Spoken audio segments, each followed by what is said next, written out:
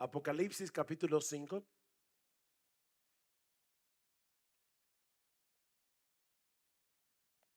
No nos vamos a hablar de profecía, no vamos a hablar de escatología.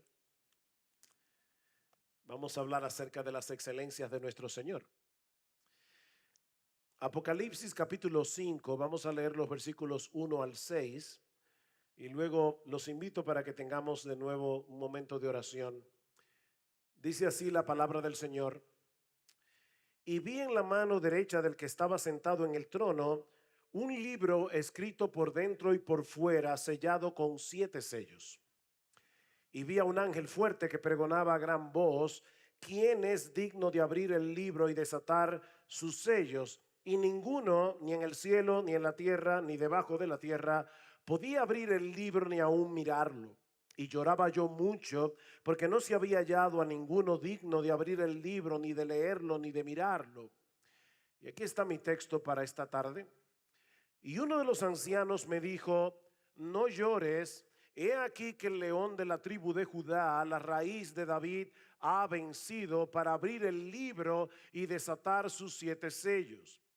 Y miré y vi que en medio del trono y de los 4 seres vivientes y en medio de los ancianos estaba en pie un cordero como inmolado, que tenía 7 cuernos y 7 ojos, los cuales son los 7 espíritus de Dios enviados por toda la tierra.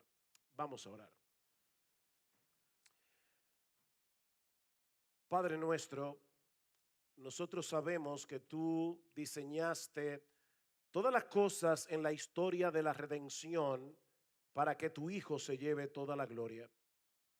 Y ahora, Padre bueno, que vamos a predicar tu palabra, te suplicamos, oh bendito Señor, que tu Espíritu Santo obre en el predicador y obre en aquellos que lo escuchan, para que nuestro precioso, nuestro maravilloso, exaltado Señor y Salvador Jesucristo pueda ser glorificado en esta hora.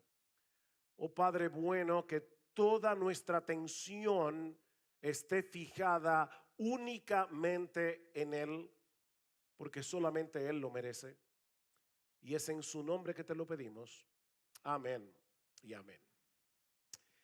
Providencialmente, el miércoles me encontraba viajando para venir hacia la conferencia mientras Colombia jugaba con Uruguay el partido de la Copa América. Y ya ustedes se pueden imaginar la euforia que hubo en el avión cuando el piloto anunció que Colombia había ganado 1-0. De hecho, yo tenía una señora al lado mío que pensé que le iba a dar un infarto.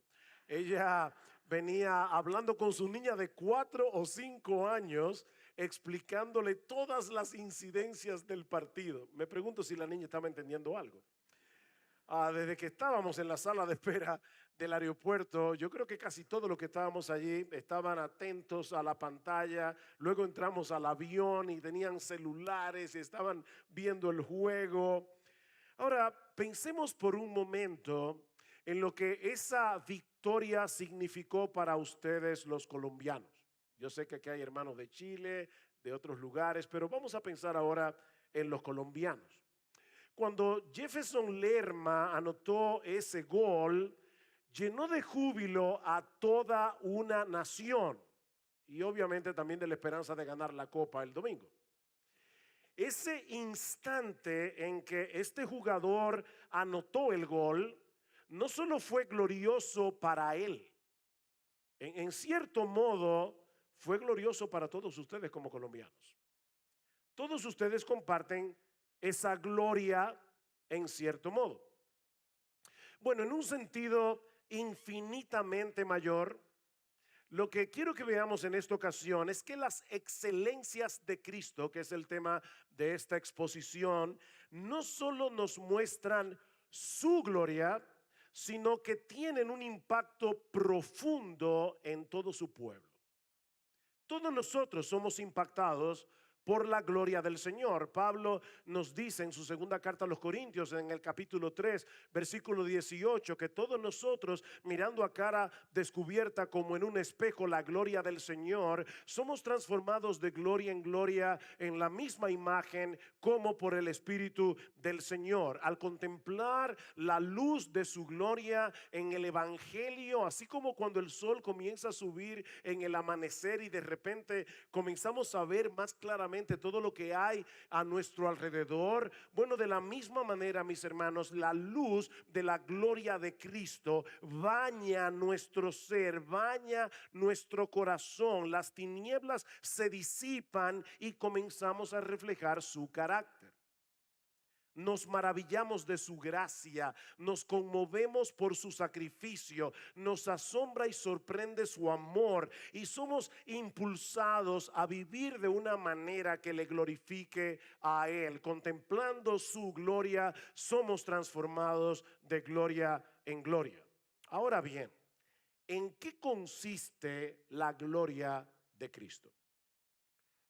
Mis hermanos, ¿qué es lo que hace a Cristo el ser más extraordinario, más maravilloso, más sorprendente, más asombroso, más deleitoso, más admirable de todo el universo?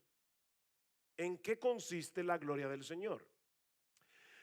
Cuando decimos admirar a una persona, ¿qué es lo que admiramos?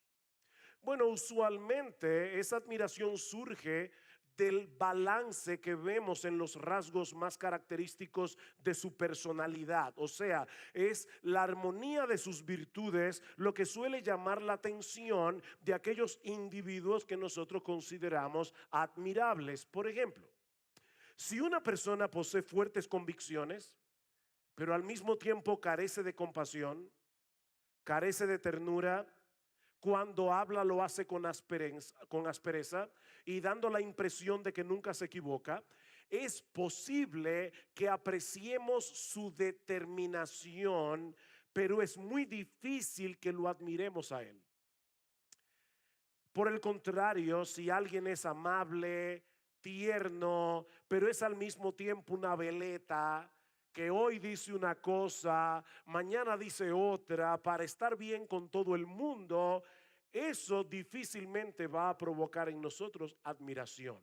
¿Se dan cuenta, mis hermanos? Es la armonía de sus virtudes de esa persona lo que suele maravillarnos. Bueno, lo que yo trataré de demostrar en esta ocasión a la luz de Apocalipsis capítulo 5, versículos 5 al 6, es que la gloria de nuestro Señor Jesucristo consiste en lo que el teólogo americano Jonathan Edwards ha llamado una admirable conjunción de excelencias diversas que solo se encuentra en Cristo y en nadie más.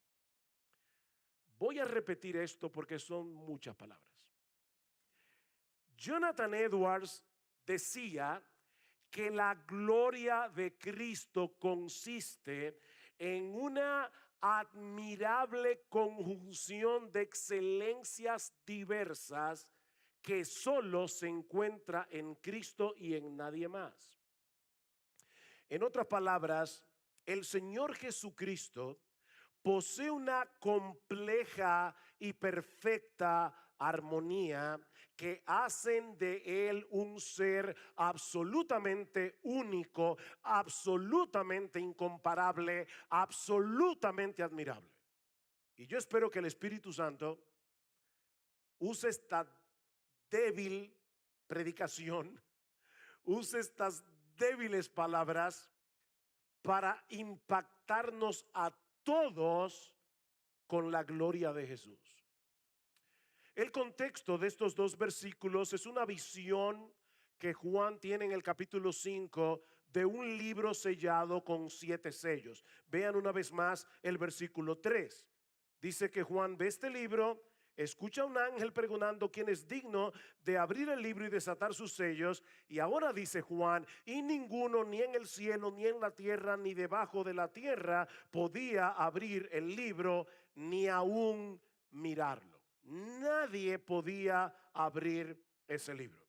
En los días del apóstol Juan, los libros se escribían mayormente en rollos de papiros que se leían en la medida en que los libros eran desenrollados. A menudo esos rollos se escribían en ambas caras, sobre todo cuando faltaba espacio. Por eso dice aquí que este rollo estaba escrito por dentro y por fuera. Y cuando se trataba de un documento legal, eran sellados de manera que solo podían ser abiertos por una persona autorizada. Si el documento era de mucha importancia, era probable que el libro fuera sellado con varios sellos para ser doblemente oficial, un documento oficial. Ahora, ¿cuál era el contenido de este rollo y por qué era tan importante? Al compararlo con otros pasajes de las Escrituras, podemos concluir que este libro contiene los propósitos de Dios para la redención de su pueblo y el juicio de los impíos.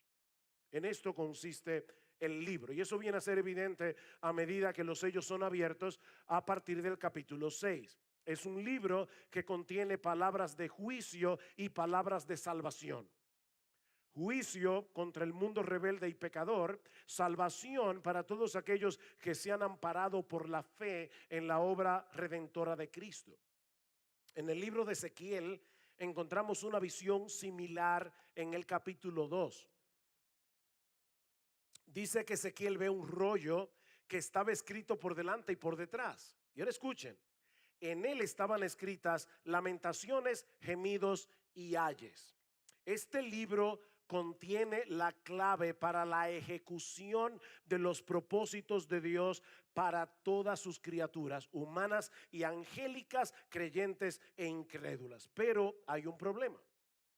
Juan contempla en su visión a un ángel poderoso que aparece en la corte celestial pregonando a gran voz: ¿quién es digno de abrir el libro y de desatar sus sellos? En otras palabras, ¿hay alguien en algún lugar del universo que pueda poner en marcha los decretos de Dios para que la historia siga su curso hasta la consumación final en el castigo de los impíos y el reinado de los justos?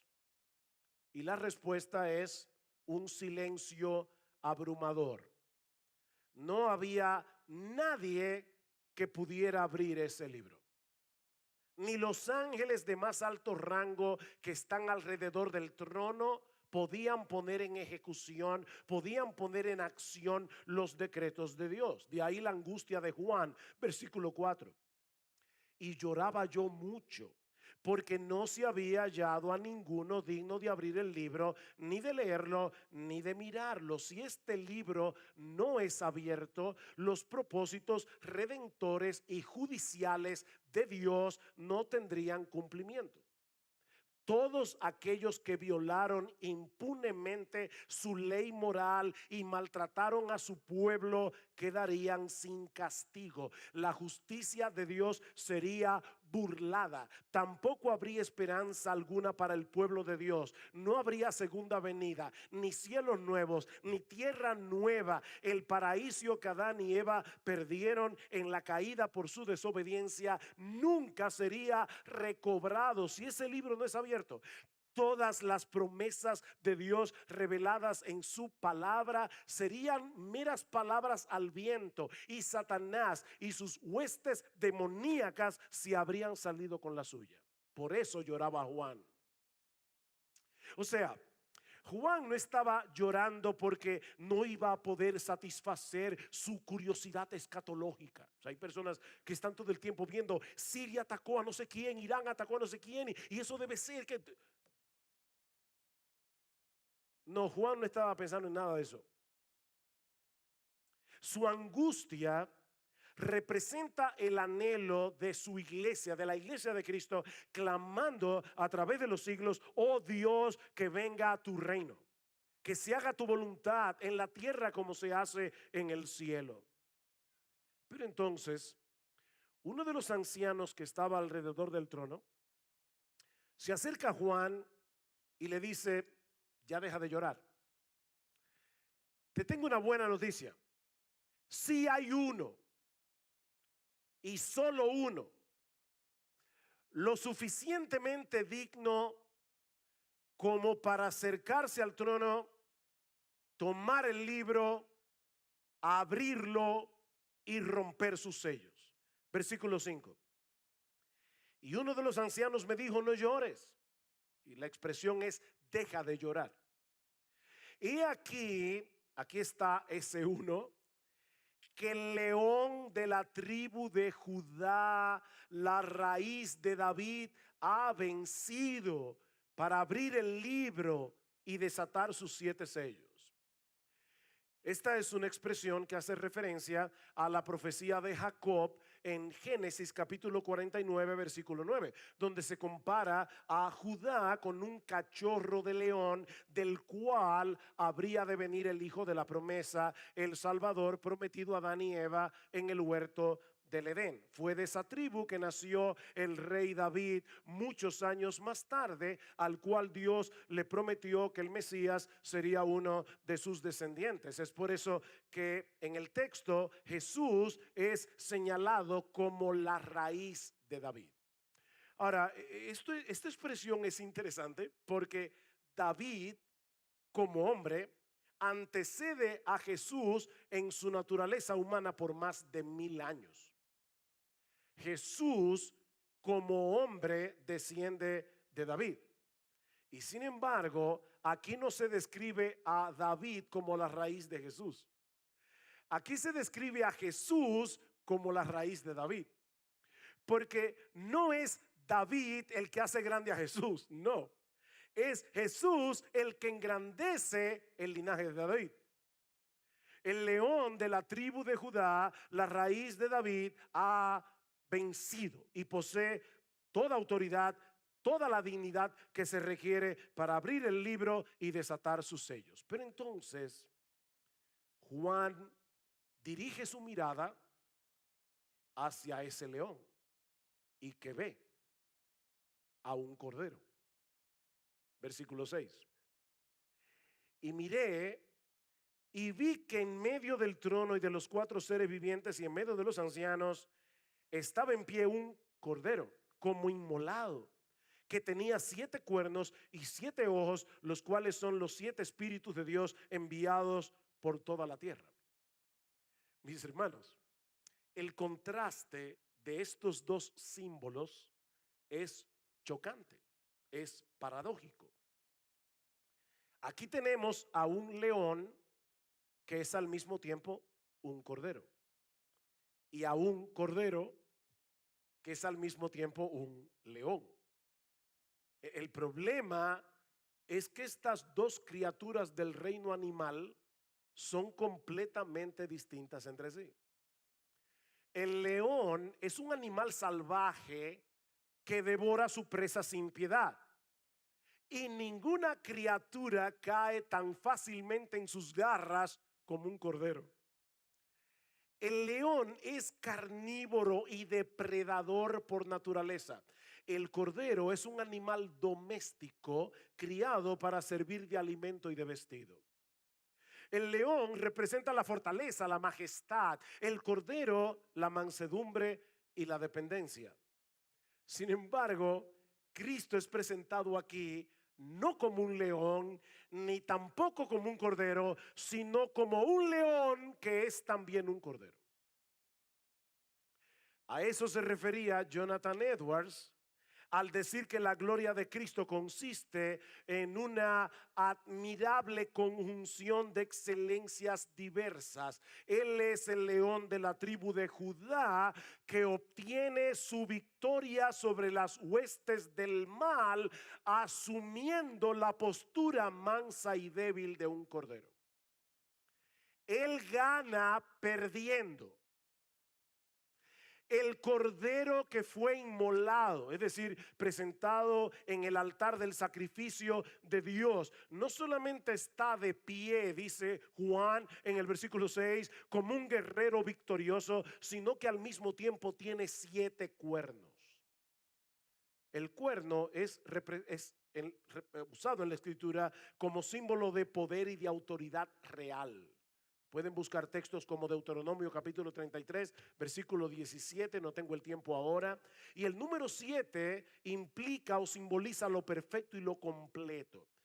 Este cordero que fue inmolado posee todo poder, posee toda autoridad en el cielo y en la tierra. Anoten el versículo 8. Y cuando hubo tomado el libro, los 4 seres vivientes y los 24 ancianos se postraron delante del cordero. Este cordero es digno de adoración. Este cordero es digno de que todo ser humano se postre de rodillas delante de él. Nadie puede con este cordero que es al mismo tiempo un león.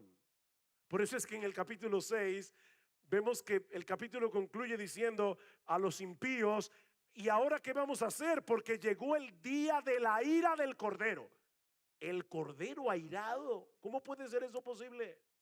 Llegó el día de la ira del cordero, ¿y quién podrá permanecer en pie delante de él? Mis hermanos, en la persona de Cristo se conjugan al mismo tiempo un conjunto de características diversas que ninguna otra persona posee en todo el universo. Siendo verdadero Dios y verdadero hombre, en él encontramos una grandeza y exaltación infinitas con una condescendencia infinita. En su naturaleza divina, Cristo está en todo lugar al mismo tiempo. Y en su naturaleza humana está en un solo lugar a la vez. ¿Alguien aquí entiende eso? Él es el todopoderoso, pero muere en debilidad. Predicando a los judíos, Pedro les dice: y matasteis al autor de la vida. ¿Cómo se puede matar al autor de la vida? Lo sabe todo y no lo sabe todo. Ni el día y la hora de mi venida nadie lo sabe, ni el Hijo. Pero en su naturaleza divina sí lo sabe. Porque en su naturaleza divina Él es omnisciente. Y en su naturaleza humana su conocimiento es limitado, como el tuyo y como el mío. Lo sabe todo y no lo sabe todo. Aborrece el pecado con todo su ser, y como juez de este mundo de ninguna manera puede tener por inocente al culpable, pero decide amar a pecadores y morir en lugar de ellos en una cruz para ofrecernos gratuitamente el perdón de todos nuestros pecados sin pasar por alto la justicia divina. Como Dios posee un dominio absoluto sobre todo lo creado, pero asume una naturaleza humana y se hace enteramente dependiente de su Padre celestial. Es digno de toda gloria y adoración, pero decide soportar con paciencia que sus criaturas lo aborrezcan, lo abofeten, le escupan en la cara, lo traten como un malhechor y lo claven en una cruz. Yo estoy seguro que todos los que estamos aquí entendemos perfectamente lo que significa sufrir un maltrato injusto. Y sin embargo, el león de la tribu de Judá, el león de la tribu de Judá se dejó llevar como un cordero al matadero, simplemente porque nos amó. En el Evangelio de Isaías, en el Antiguo Testamento, ese es el quinto evangelio, dice en el versículo 5, en capítulo 53: angustiado él y afligido no abrió su boca, como cordero fue llevado al matadero, y como oveja delante de sus trasquiladores enmudeció y no abrió su boca. Al morir en debilidad, Cristo obtiene una victoria aplastante sobre las huestes del mal. Como yo decía hace un momento, Él gana perdiendo. Cuando haya puesto su vida en expiación por el pecado, verá linaje, verá descendencia. Mira la descendencia aquí. Vivirá por largos días y la voluntad de Jehová será en su mano prosperada. Verá el fruto de la aflicción de su alma y quedará satisfecho. Por su conocimiento, mi siervo justo justificará a muchos. Eso escribió Isaías 700 años antes de que Jesús naciera en Belén. Jonathan Edwards, hablando de la muerte de Cristo en la cruz, lo dice de una manera memorable. El diablo, por así decirlo, se tragó a Cristo como el gran pez hizo con Jonás, pero fue un veneno mortal para él. Cristo le propinó una herida mortal en sus propias entrañas y hasta el día de hoy el diablo continúa padeciendo la enfermedad que le produjo aquello que en aquel momento se tragó como una presa, dice Edwards. El diablo se tragó a Cristo y lo envenenó. Pero el contraste continúa.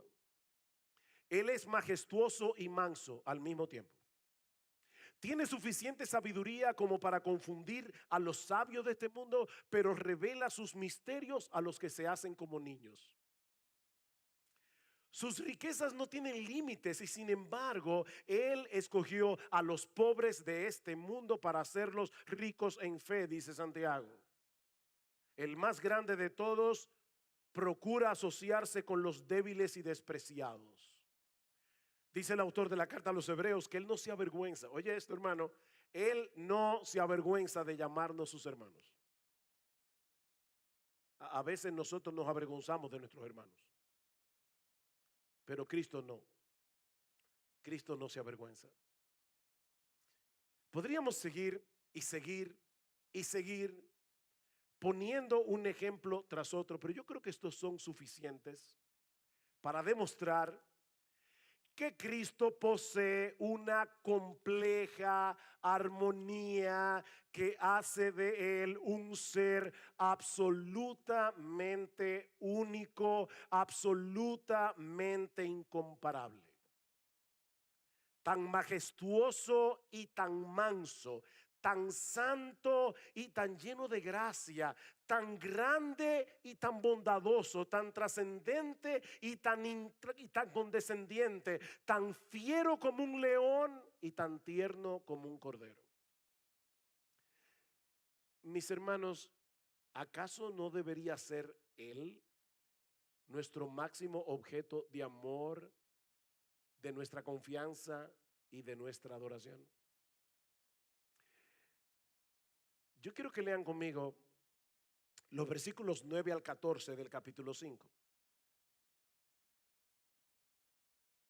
Yo sé que muchos de ustedes conocen este pasaje y ojalá quiera el Señor que podamos leerlo primero que todo visualizando la escena. Allí está todo el mundo adorando al Cordero.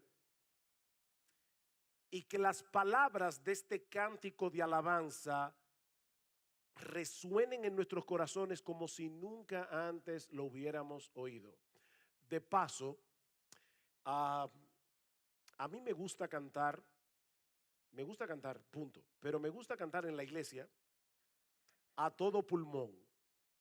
A veces no puedo hacerlo porque entonces no puedo predicar.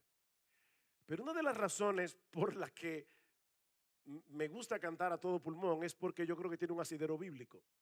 Si ustedes estudian el libro de Apocalipsis entero, se van a dar cuenta que cada vez que Juan describe la adoración en el cielo, cada vez invariablemente dice que cantaban a gran voz.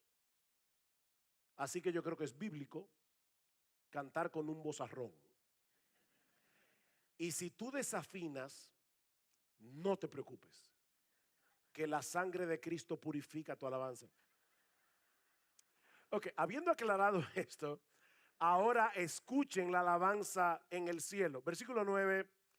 Y cantaban un nuevo cántico diciendo: digno eres de tomar el libro y de abrir sus sellos, porque tú fuiste inmolado y con tu sangre nos has redimido para Dios de todo linaje y lengua y pueblo y nación, y nos has hecho para nuestro Dios reyes y sacerdotes, y reinaremos sobre la tierra. Y miré y oí la voz de muchos ángeles alrededor del trono y de los seres vivientes y de los ancianos, y su número era millones de millones, que decían: a gran voz: el cordero que fue inmolado es digno de tomar el poder, las riquezas, la sabiduría, la fortaleza, la honra, la gloria y la alabanza. Y a todo lo creado que está en el cielo y sobre la tierra y debajo de la tierra y en el mar, y a todas las cosas que en ellos hay, oí decir al que está sentado en el trono y al cordero, sea la alabanza, la honra, la gloria y el poder por los siglos de los siglos. ¿Saben qué, mis hermanos?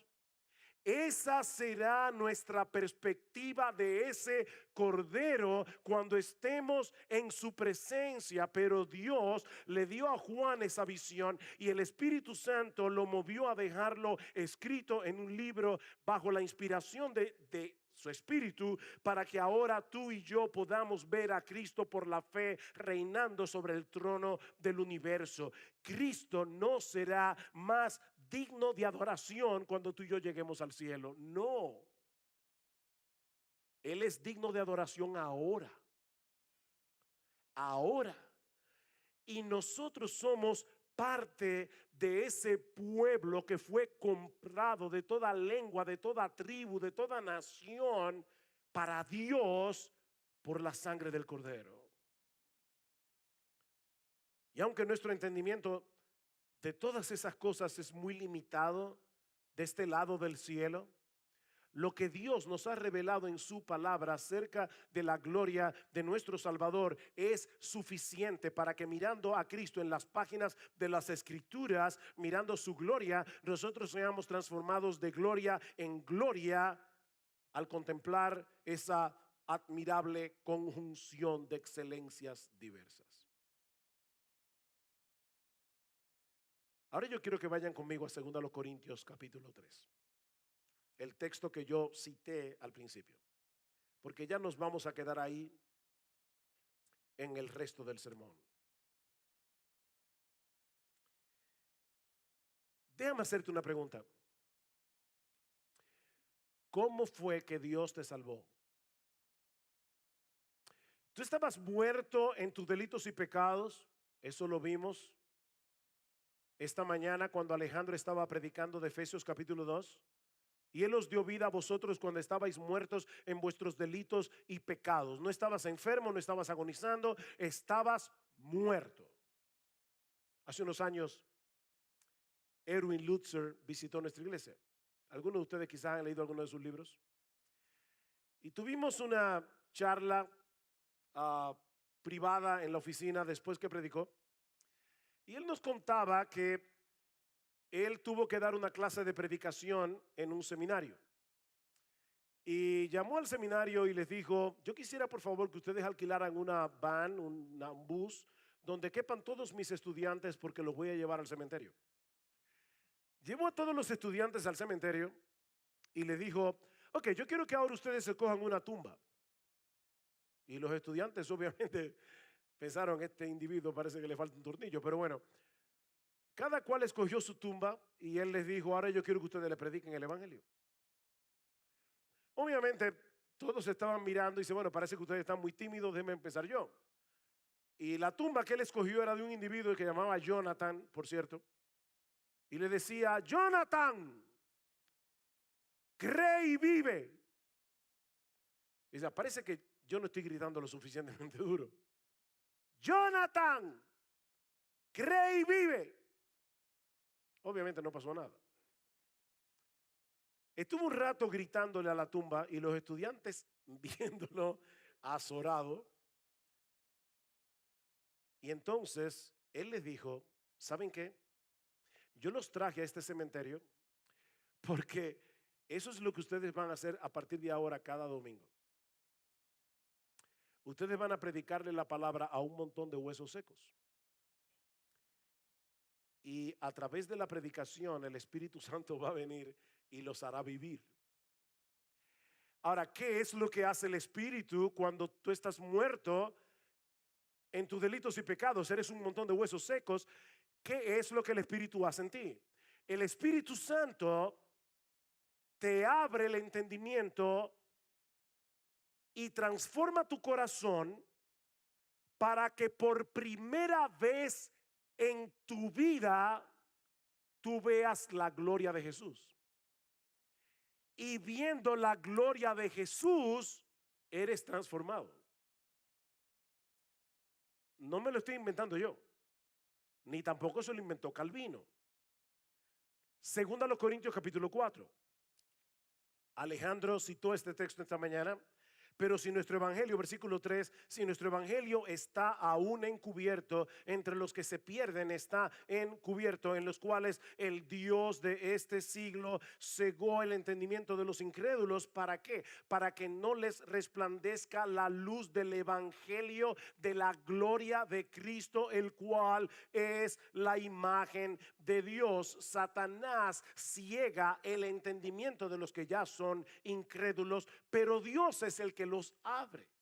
¿Para qué? Para que comencemos a ver lo que Satanás no quiere que veamos: la luz del evangelio de la gloria de Cristo, el cual es la imagen de Dios. Así que, volviendo otra vez a la pregunta, ¿cómo fue que tú creíste?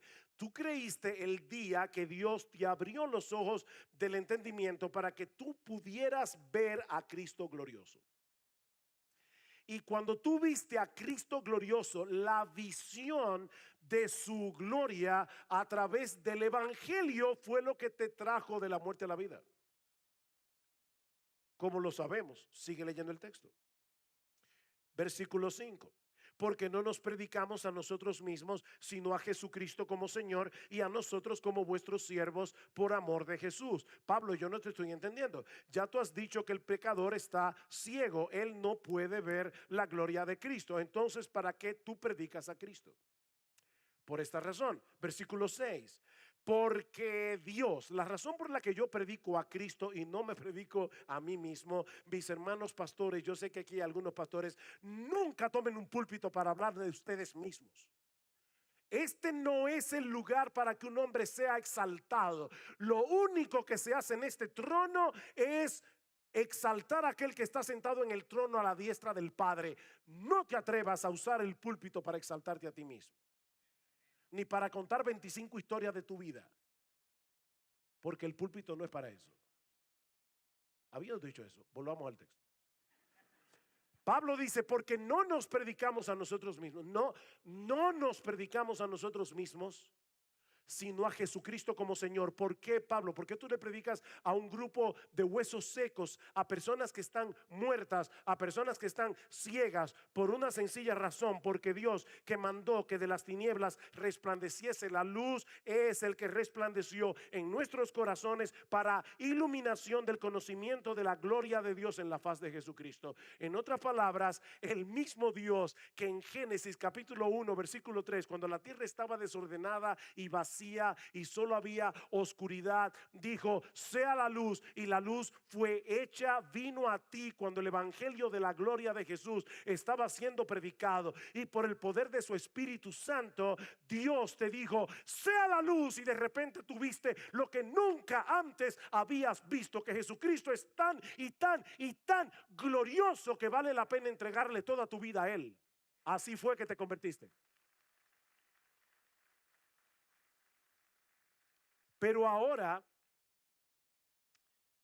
Pablo va a responder otra pregunta.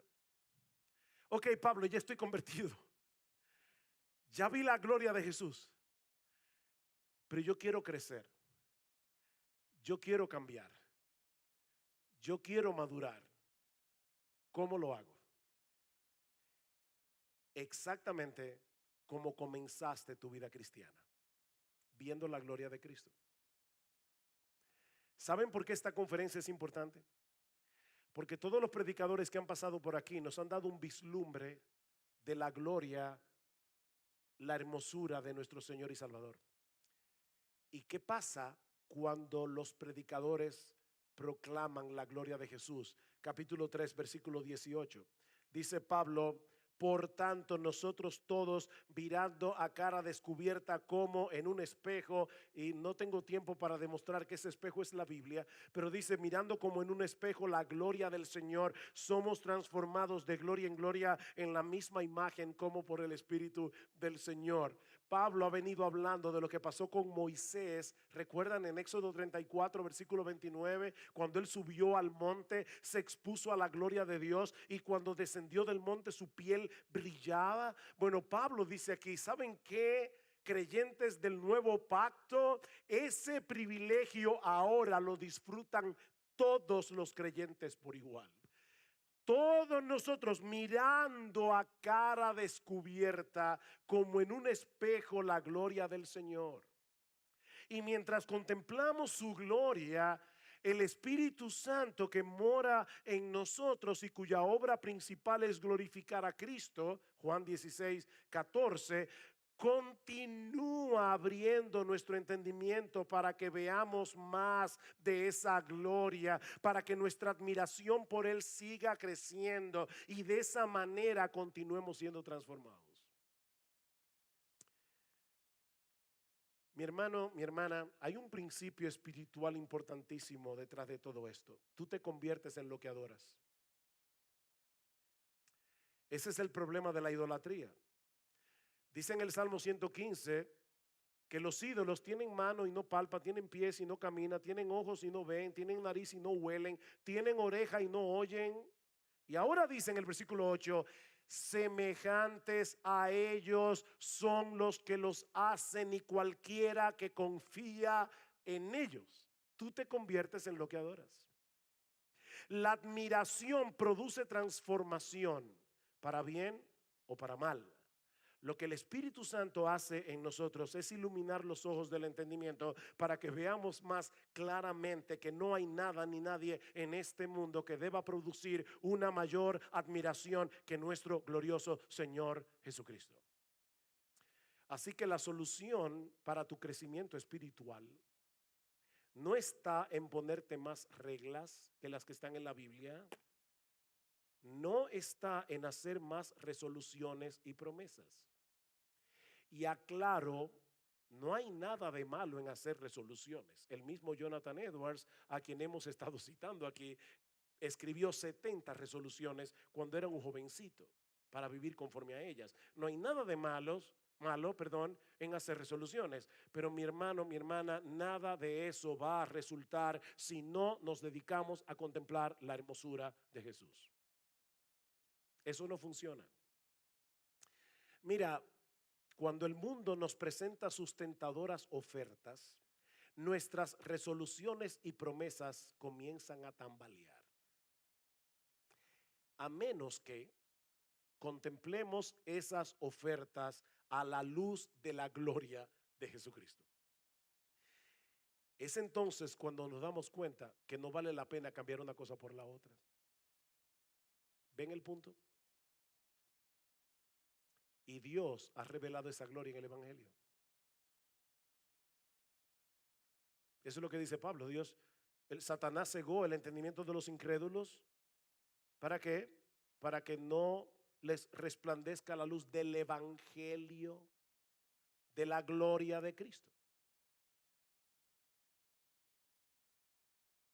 En la misma medida en que contemplemos con admiración la gloria de Cristo desplegada en las Escrituras y el plan de redención que allí se revela, en esa misma medida el Espíritu Santo impactará nuestras almas con esa gloria para transformarnos de gloria en gloria en la misma imagen. Mi hermano, mi hermana, contempla esa gloria en las páginas de las Escrituras hasta que el brillo de su resplandor sea tan evidente para ti que ninguna cosa de este mundo pueda hacerle sombra.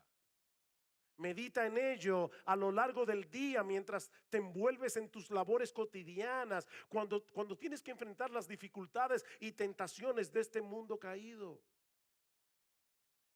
Cuando ponemos a Jesús delante de nuestros ojos, a ese Jesús que hemos visto hoy en Apocalipsis, no importa qué tan atractiva pueda parecer la oferta del mundo, todo palidece ante el brillo de su gloria.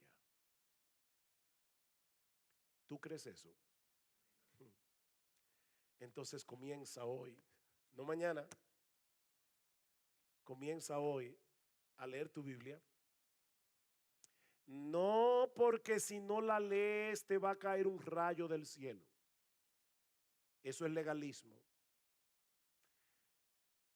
Lee tu Biblia todos los días y pídele al Espíritu Santo que mientras la lees, tú puedas conectar los puntos, porque Cristo aparece en todo este libro. Todo este libro trata acerca de Él. Lee tu Biblia y busca a Cristo. Y cuando lo encuentres, detente a admirarlo. Y la contemplación de su gloria te seguirá transformando gradualmente, poco a poco, de gloria en gloria, conforme a la imagen preciosa de nuestro precioso Señor y Salvador Jesucristo. Amén y amén. Vamos a orar. Padre, gracias te damos porque te habíamos pedido, Señor, que tú vengas por tu Espíritu, por medio de tu palabra, para que Cristo pudiera ser exaltado. A pesar de las débiles palabras de un mortal para proclamar el Evangelio, te rogamos, oh Señor, que tú uses tu palabra para bendecir la vida de cada uno de nuestros hermanos aquí. Señor, síguenos transformando de gloria en gloria, conforme a la imagen de nuestro precioso Señor y Salvador, en cuyo nombre nosotros pedimos todas estas cosas. Amén y amén.